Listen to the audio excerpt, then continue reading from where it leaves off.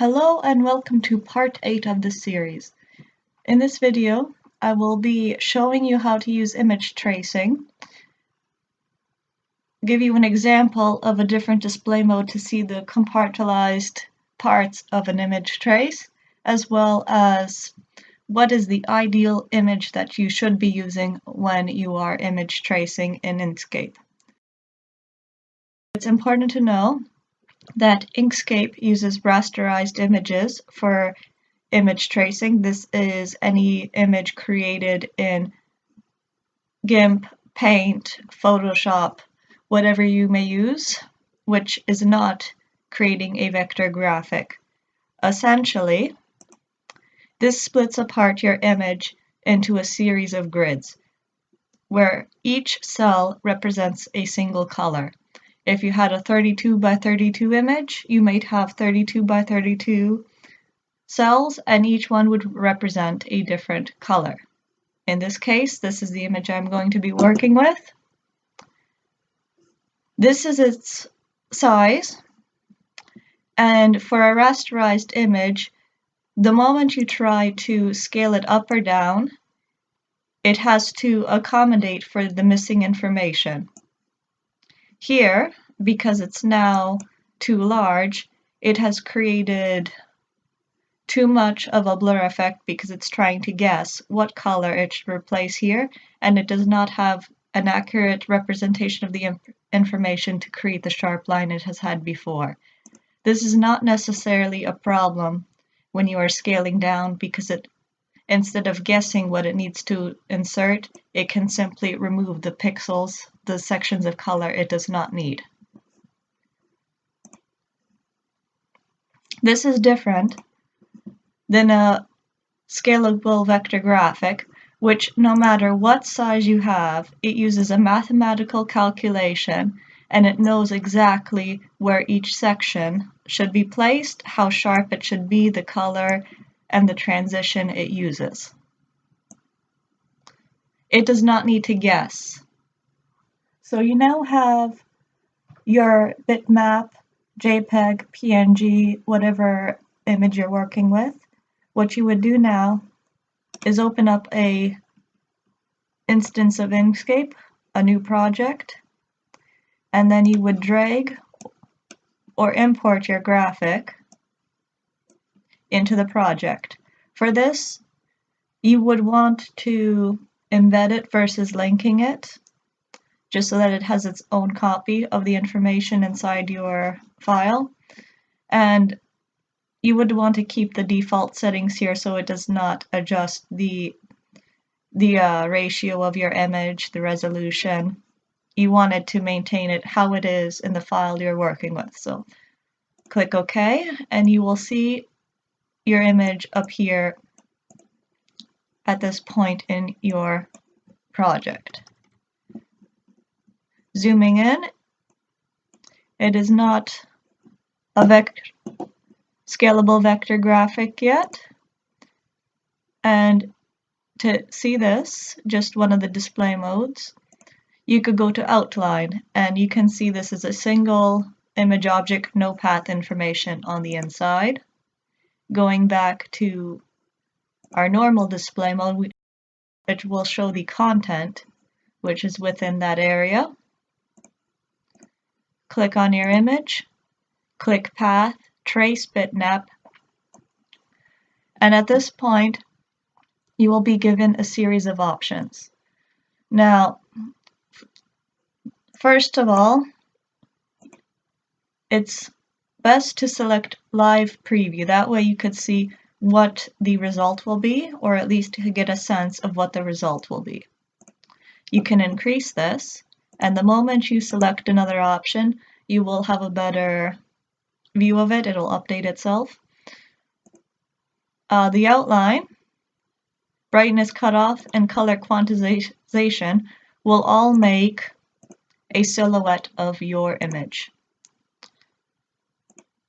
At this point, you can adjust it so that if you have a lot of dots in your image, of speckles, just maybe a grainy image, you can increase the speckle size here to not include those. you could adjust it so that the corners are either more or less sharp, or connect the paths based on similar colors. Now, the higher you put this, the more it'll include. The lower you put this, it'll split them apart into more sections, which might be what you want to need. In this case, I'm going to disable this because I want to select the background color at the end. Now, at this point, if you were to select these options, it would create a silhouette.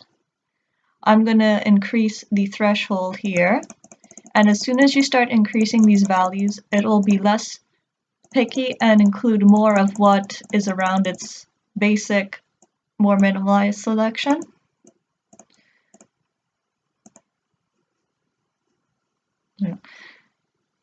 Stack scans, I usually like to select this off just because it'll remove any content which might be bloating my information. I'm going to leave it at smooth for now over there. As soon as you click OK, I'm going to close it, you will see that there is a silhouette now of this image. Looking at the display mode, it is a single path.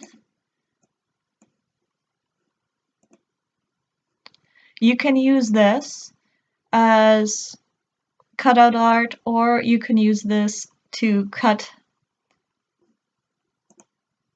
a difference of a path, to clip or mask objects. When it's this clean, you can use those sorts of things for that. For now, I'm gonna put this one beside and use it as a darker overlay for my colored image, because I know that at this point it will be a little bit grayed out. Again, selecting the image. For multiple scans, you can now start adding a little bit color. Brightness steps, you can use this for a similar. There's not too much information to work with this here. I think it's just one single brightness step, so you won't be seeing any changes. If you're working with photographs, you might see a bit of a difference here. But grayscale just makes a grayscale image of our water glass. If you want to do a grayscale retrograde and you have colored content, maybe this is a good option for you. Not smoothed versus smoothed. And colors. This is the section I'm interested in, and this represents the number of colors which you have in your image, your produced image. I want this to be relatively simple, so there'll be blue, black, dark blue, gray, white, maybe another gray. For now, that'll be set to 8, and I will split that apart so you can see the different parts. Minimizing. Actually, I'm going to click this off.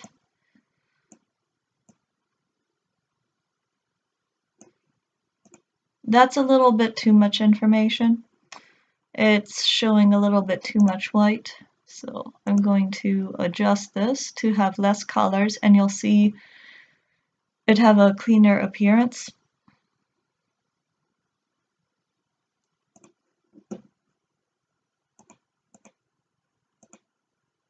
Maybe 5 colors this time.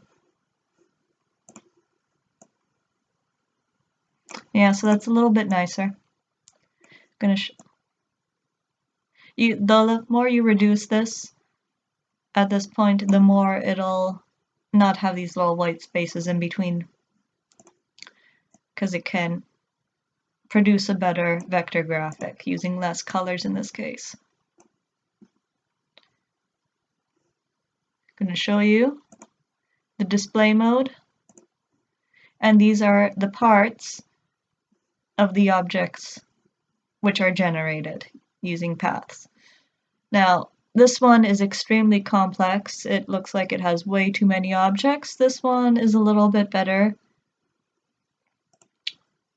You can adjust these however you want. Now this one is too complicated, so it goes. This one currently is grouped together.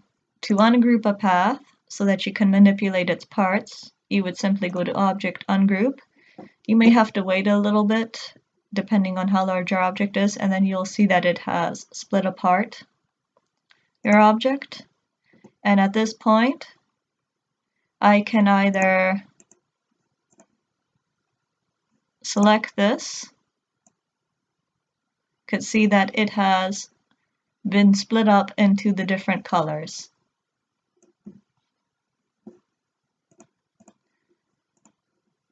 Now if I select all of these objects and go to Object, Arrange, take the basic. Here's the outline I created. I selected 5 colors for the color image trace, and you can see the different parts here. These represents the 5 colors it has managed to detect. So I have an outline, a dark gray, a dark blue, lighter blue, and a gray background. You can use this grid pattern to make sprite maps. I may show you how to do that in another video. For now, I'm just going to focus on the glass.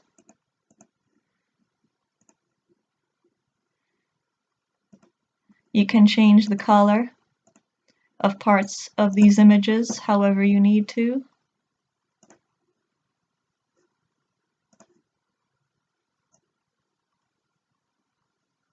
Add gradients.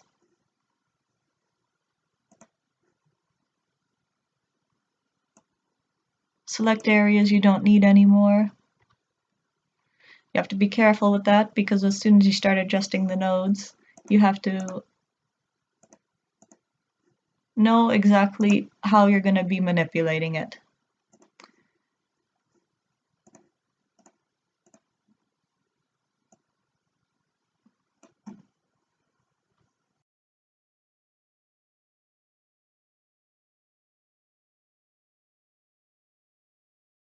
Dragging the overlay on top.